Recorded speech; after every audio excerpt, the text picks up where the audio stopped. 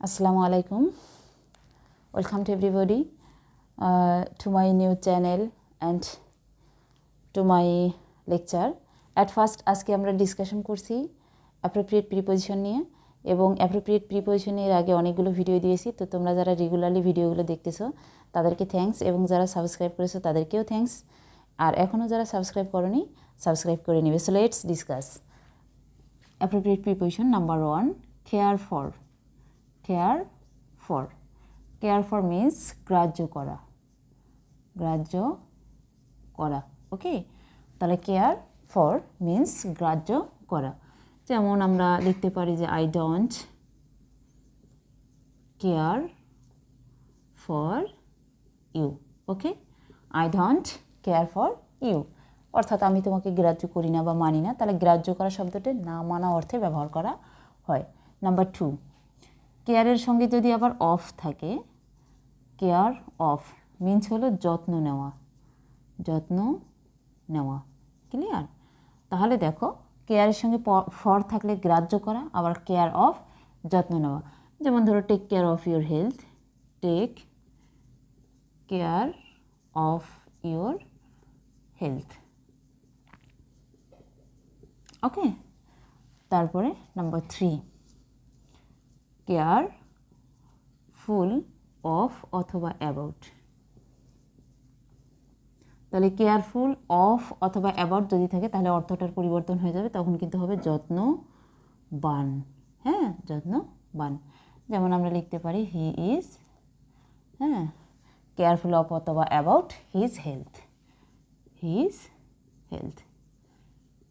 আমি এখানে স্পেস দিয়েছি গ্যাফে যে কেয়ারফুল অফ অথবা অ্যাবাউট হবে। ওকে, তাহলে কেয়ার অফ যত্ন নেওয়া, যেমন take care of your health, তারপর কেয়ারফুল অফ অথবা অ্যাবাউট। তাহলে কেয়ারের সঙ্গে অফ থাকবে, আবার কেয়ারফুলের সঙ্গে যদি অফ থাকে অথবা অ্যাবাউট থাকে সেটার অর্থ কিন্তু হয়ে যাবে যত্নবান। হ্যাঁ, তাহলে he is careful of his health অথবা অ্যাবাউট হিজ হেলথও বলা যাবে। হ্যাঁ, number 4, certain of, CERTAIN, certain of. আচ্ছা, কাউকে যদি আমরা বলি যে তুমি কি আসবে, ও যদি বলে যে সার্টেনলি বা শিওরলি, তো এই যে সার্টেন, শিওর এগুলো একই অর্থ। তাহলে সার্টেন অফ শব্দটির অর্থ হচ্ছে নিশ্চিত। ওকে, যেমন আমরা লিখতে পারি যে I am certain of it. Okay, number 5, cure of. আচ্ছা, কিওর, এমনিতে কিওর শব্দটির অর্থ হচ্ছে আরোগ্য লাভ করা, তাই না? তাহলে কিওর অফ মিন্স আরোগ্য হওয়া বা সুস্থ হওয়া। আরোগ্য বা হলো অনেকে আরোগ্য শব্দটা না বুঝবে, সুস্থ শব্দটা বুঝবে, সুস্থ হওয়া। ক্লিয়ার? যেমন ধরো the man has been cured of his disease, DISEASE, disease. ঠিক আছে, তাহলে the man has been cured of his disease. তাহলে কিওর অফ মিন্স আরোগ্য বা সুস্থ হওয়া। ওকে, নাম্বার 6, এখানে একটা জিনিস খেয়াল করো, certain of, cure of, careful of, care of. কেয়ারের পরেও অফ আছে, কিওরের পরেও অফ আছে, তবে কেয়ার অফ যত্ন নেওয়া আর কিওর অফ হচ্ছে আরোগ্য বা সুস্থ হওয়া। Consist of, CONSIST, consist of means গঠিত হওয়া। ওকে, যেমন আমরা লিখতে পারি দিস ক্লাস কনসিস্টস অফ, মনে করো 40 বয়েজ, অর্থাৎ এই ক্লাসটি 40টি বয়েজকে নিয়ে গঠিত হয়েছে, তাই না? Consist of. আবার দেখো নাম্বার 7, কনজিস্টেন্ট উইথ।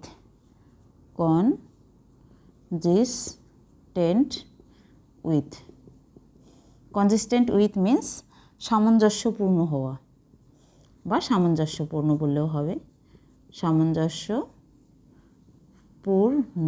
ওকে, তাহলে যেমন your action your action is not consistent with the rules.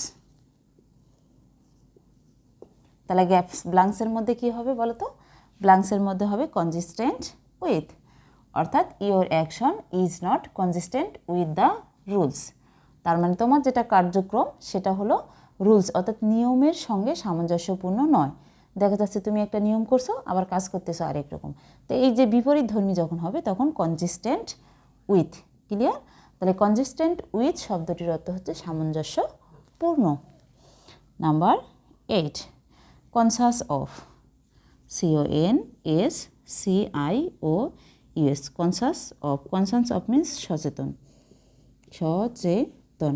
যেমন he is conscious of his weakness, he is conscious of his weakness, অর্থাৎ সে তার উইকনেস সম্পর্কে সচেতন। Consist in, consist in, consist in হলো নিহিত, নিহিত থাকা বা নিহিত হওয়া আর কি। যেমন ট্রু হ্যাপিনেস, ট্রু হ্যাপিনেস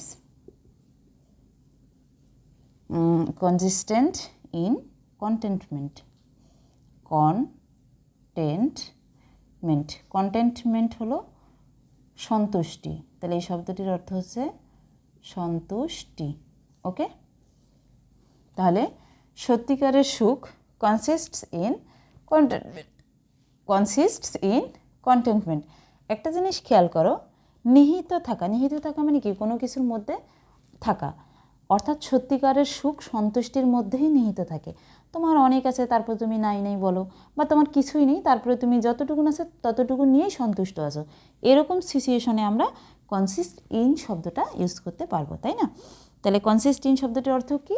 নিহিত হওয়া। যেমন true happiness consist in contentment, অর্থাৎ সত্যিকারের সুখ কিসের উপর নির্ভর করে? সন্তুষ্টির উপর নির্ভর করে বা সন্তুষ্টির উপর নিহিত, এরকম। আচ্ছা, number 10, come of, COME, come of. Come of means জন্মগ্রহণ করা বা জন্মগ্রহণ করাই হয় আর কি, যেমন জন্মগ্রহণ করা। ওকে, আমরা দিতে পারি যে Rabindranath comes of a noble family বা he comes of a noble family, he comes of a noble family. বিভিন্ন বইয়ের মধ্যে লেখা আছে Rabindranath comes of a noble family. তো স্টুডেন্টসরা বলে আচ্ছা শুধু কি রবীন্দ্রনাথই নোবেল ফ্যামিলি থেকে আসছে, আমরা আসিনি? তো সেজন্য রবীন্দ্রনাথ না দিয়ে হি দিলাম। হ্যাঁ, তাহলে শুধু যে রবীন্দ্রনাথই নোবেল ফ্যামিলি থেকে আসছে না, আমরা অনেকেই আসছি। তো কাম অফ মিন্স জন্মগ্রহণ করা। হ্যাঁ, তাহলে নোবেল ফ্যামিলিতে জন্মগ্রহণ করা, তাহলে হি comes of a noble family. তাহলে অনেকে মনে করে এমনিতে কাম শব্দটির অর্থ কি? আসা। তবে কামের সঙ্গে যখন অফ যুক্ত হবে প্রিপজিশন, অর্থটি পরিবর্তিত হবে এবং তখন জন্মগ্রহণ করা অর্থে ব্যবহৃত হবে। তো আমি আরেকবার ওভারভিউ দিয়ে নিই। দেখো, বেশিরভাগ ক্ষেত্রে আজকে আমাদের প্রিপজিশনের অধিকাংশের মধ্যেই কিন্তু অফ আসে, তাই না? যেমন তোমার কেয়ার অফ, দেখো কেয়ার অফ, আবার সার্টেইন অফ, কিওর অফ। পার্থক্য এখানে এ আর এখানে ইউ। ইউ এর পার্থক্যের কারণে কিন্তু অর্থেরও পরিবর্তন হয়েছে, অর্থাৎ কেয়ার অফ যত্ন নেওয়া, কিন্তু কিওর অফ আরোগ্য বা সুস্থ হওয়া। কনসিস্ট অফ হলো গঠিত হওয়া। আবার কনসিস্টেন্ট উইথ, তাহলে কনসিস্ট তার সঙ্গে যদি আমরা এনটি যুক্ত করি তখন হবে কনসিস্টেন্ট উইথ, এটা হলো সামঞ্জস্যপূর্ণ হওয়া। আবার কনসাস অফ মিন্স সচেতন, কনসিস্ট ইন হলো নিহিত হওয়া, আর কাম অফ জন্মগ্রহণ করা। তো এই ছিল আজকে আমাদের অ্যাপ্রোপ্রিয়েট প্রিপজিশনের উপর ডিসকাশন। যেহেতু আমরা প্ল্যান করেছি প্রতিদিন অল্প অল্প করে শিখবো, কেননা অ্যাপ্রোপ্রিয়েট প্রিপজিশনগুলো যদি একদিনে তোমরা 50টা বা 100টা পড়ে ফেলো, তোমাদের ভুল হবে কোন জায়গাগুলোতে? এই যে মনে করো কোথাও দিবা অফ, কোথাও দিবা টু, কোথাও উইথ, ভুল হবে কিন্তু প্রিপজিশনে, শব্দের মধ্যে কিন্তু কোনো ভুল নেই। তাহলে আমাদের ভুলের জায়গাগুলো হচ্ছে প্রিপজিশন, অ্যাপ্রোপ্রিয়েট, এজন্য এগুলোকে বলা হয় অ্যাপ্রোপ্রিয়েট প্রিপজিশন। আর এই শব্দগুলো যেমন তোমার সার্টেন অফ মিন্স নিশ্চিত, এখানে অফ দ্বারা, অফ ছাড়া যদি তুমি ইন দাও তাহলে কিন্তু এটা ভুল হয়ে যাবে। সো এগুলো রেগুলারলি অল্প অল্প করে শিখতে হবে, প্লাস নোট করে রাখতে হবে। তো দেখা হচ্ছে আরও কিছু নতুন অ্যাপ্রোপ্রিয়েট প্রিপোজিশন নিয়ে পরবর্তী ভিডিওগুলোতে। সে পর্যন্ত তোমরা ভালো থাকবে, সুস্থ থাকবে। আল্লাহ হাফেজ।